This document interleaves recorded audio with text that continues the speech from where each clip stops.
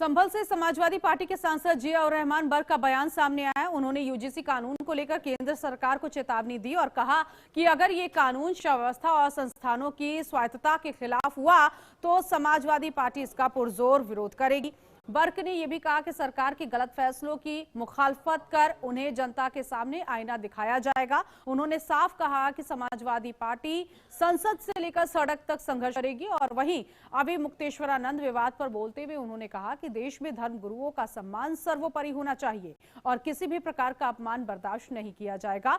तो समाजवादी पार्टी के सांसद हैं जियाउर रहमान बर्क, जिन्होंने ये बयान दिया।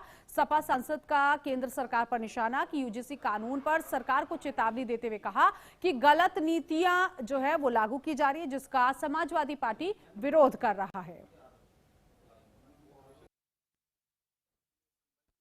लोगों को और उसके साथ साथ पूरे प्रदेश और देश के हमारे नागरिकों को इस गणतंत्र दिवस की मुबारकबाद पेश करता हूँ। और यकीनन जो संविधान हमारा लागू हुआ था ये हमारे लिए एक बड़ी ताकत है। इसको हमें समझना होगा और तभी हम समझ पाएंगे जब हम इसको पढ़ेंगे कि ये संविधान के जरिए से हमें जो ताकत हमें मिली है वो चाहे हमारे आज़ादी के रूप में जो हमें अधिकार मिले हैं तो उसका हम किस तरह से इस्तेमाल कर सकते हैं उसको मौके पर। और संविधान सर्वोपरि है, संविधान से ऊपर कोई नहीं हो सकता।